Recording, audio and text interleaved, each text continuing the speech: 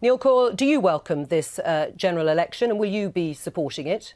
Well, I think it shows that the Conservative Party is in disarray on this issue. Theresa May is trying to duck the issue of Brexit by having an election now before she gets to the point where the damage, or more of the damage, comes through, after the final agreement. And are you firmly square behind Jeremy Corbyn and the leader's office in this election?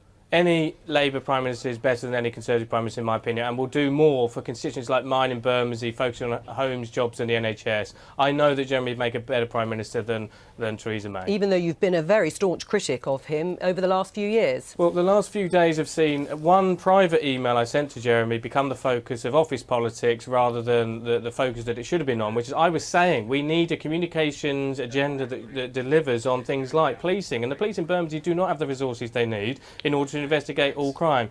Not focused enough on education, where we see in Southwark some of the biggest cuts coming through from this government. I wanted those to be the focus of our communications agenda. That's what I was asking for, and instead I got reported to the Chief Whip. I think all that nonsense will now end. Right, although, oh right, you think which nonsense? The Labour Party leadership nonsense, as you would call it then?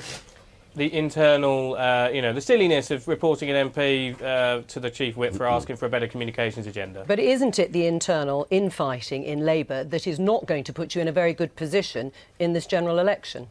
Well, I'll be fighting as the Labour MP for Bermondsey Southwark, and I hope my electors don't have too short a memory. Remember that there was a Lib Dem before who voted for things like the bedroom tax and hiking tuition fees, didn't support equal marriage. I think those issues will still have salience with many voters. Well, there's nothing like a general election to focus MPs' minds, of course, but with the Fixed Term Parliaments Act, it does need a two-thirds majority of MPs to vote it through to call for this general election. I presume you will be voting in favour of it.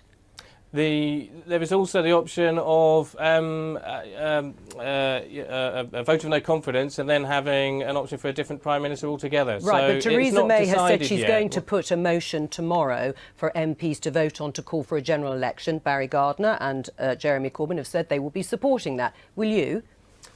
I don't know yet because we haven't seen the detail of the Prime Minister's statement. I apologise if that's not good enough for you at this stage, but I haven't seen it. When I see what's on the table tomorrow, I'll make my mind up then. Right. I mean, it's very straightforward. As you know, if a two-thirds of MPs in the House of Commons vote to call for an early election, that early election will happen. So all I'm asking, if that's the motion that goes tomorrow to you and your colleagues, will you vote in favour of it? It's not clear that is, and there is also the option of vote of no confidence and an alternative government being formed. Right, so if that's what Theresa May wants, and as I said at the start of this interview, Theresa May has taken a big gamble here. We've lost Cameron early and Phillips early from the Conservative Party, and they lost Goldsmith in London because London and I opposed Brexit. So this is a gamble on the Prime Minister's part. I take your point, but if that is what Theresa May asks for tomorrow, will you vote in favour of it?